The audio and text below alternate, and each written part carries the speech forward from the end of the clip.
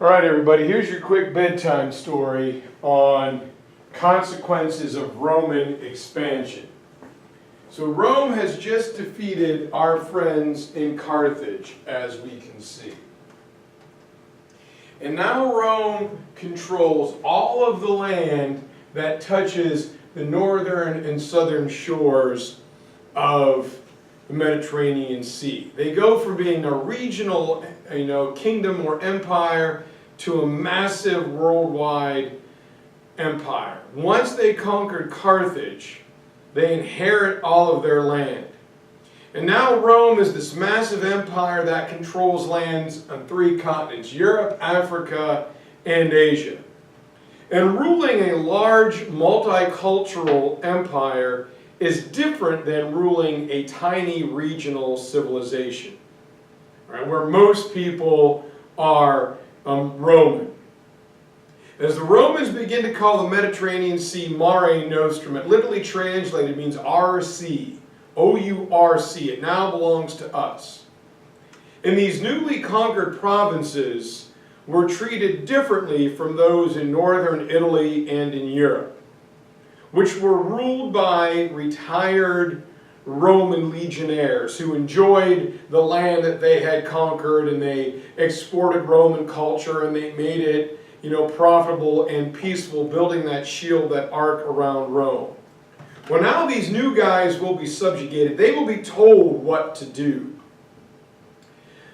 Romans would appoint regional governors, and they would be sent not to help you rule, but to tell you what to do.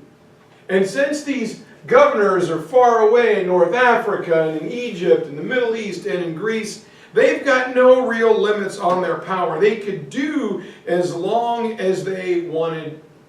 They could do whatever they wanted, basically. And the conquered people are forced to pay tribute to ancient Rome.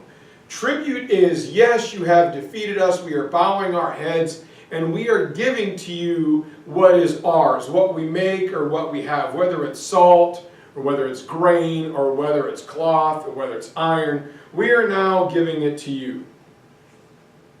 Tribute is simply tax money on the thing that you do the best, what you make or grow. You were required to give it to Rome. Again, whether grain from Egypt, salt from North Africa, you're giving it up. And at this time, Roman citizenship becomes even more highly constricted. Rome continued to conquer the Hellenistic world, and so much tribute was pouring into Rome from all over the Mediterranean that Rome becomes fabulously wealthy. In Rome, citizens did not have to pay taxes anymore. Now, everyone back at Rome thought this was a great idea. Hey, if they're going to do it for us, why should we? Everyone thinks this is a great idea. And governors control the conquered lands. They skim off the top. Victorious generals and their armies are given the conquered territories, which serve as their reward for serving Rome. Every day in Rome is great. We've got plentiful food. Prices are relatively cheap. This is great. And Rome has now become the center of the ancient world. They controlled busy trade routes and vast amounts of riches, flowing into Rome from all corners. Generals, politicians, and a new group of people known as merchants will become incredibly wealthy. And while it seems great on the surface, it's going to cause recurring problems later on because of greed. There are definite consequences to expansion. As the result of trading and tribute, this new group of people emerges known as merchants. And they started building large estates, gobbling up land and territory, and buying up smaller farmers or smaller businesses next to them. I will explain it in class. And they fill them with the tribute that is pouring in from conquered territories. I'm a merchant. I take my small merchant ship, I cross the Mediterranean, I fill it up with tribute, all right, salt or grain, I bring it back to Rome and I sell it at, an inflated price. It's 100% profit for me. I'm not putting out anything, and I'm gaining as much as I possibly can. Now,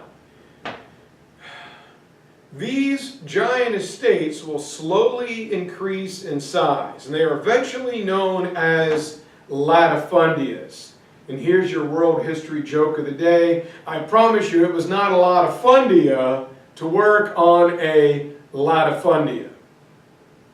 Now, these latifundia are going to be worked by slave labor brought over from the conquered provinces. Hear me when I tell you, no civilization was built more on the backs of slave labor than ancient Rome. Why pay somebody to do it when a conquered person will do it for free? But using slaves and gobbling up these big businesses hurts small business owners, farmers, and shopkeepers. Think of it as the old American town on Main Street. You've got the clothing store, the hardware store, the auto mechanic, the bakery, the grocery store, and all of a sudden a super Walmart or a super Target, the French superstore Target, shows up. They hit a button and inflates a big box store. And now you can go to one place to get your groceries, to get your clothes, to get your car worked on, to get hardware, to get small appliances. And little by little, the mom and pop stores go out of business. They can't compete with the volume and the cheap prices of Walmart. So these latifundia owners are putting small butchers, bakers, and candlestick makers out of business. These once Romans who worked hard, who did what they were told, work hard for the good of Rome, are now kicked out. Right? Latifundia owners were getting grain for free as is pouring in as tribute. Plus, they could produce as much food on their plantations or farms with the slaves. So they got everything for the much cheaper price of free labor. This drives the price of grain down. It cost almost nothing. So much so that it became worthless. So farmers, small shopkeepers, lose their land and their businesses. They can't pay their mortgage and they are kicked out, and the large aristocrat gobbles it up, making their latifundia bigger. Now, when you're a farmer and you lose your job, where's the first place you go to look for work? You leave your farm and you go to the city. So small farmers are leaving and moving to Rome looking for work. Even to this very day, when you lose your job on the farm, you normally go to a city looking for work. And in Rome, there is now a large group of unemployed people wandering around looking for work. And the gap between rich and poor has grown exponentially. Greed began to replace the old Roman mantra of work for the good of the city.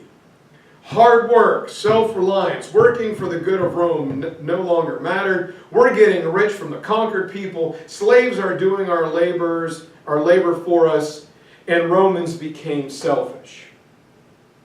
So that's going to lead to two great reformers, Gaius and Tiberius Gracchus, that are going to try to fix the ills of Rome, but instead the Romans are going to find a way to assassinate them because they are threatening the way things are going.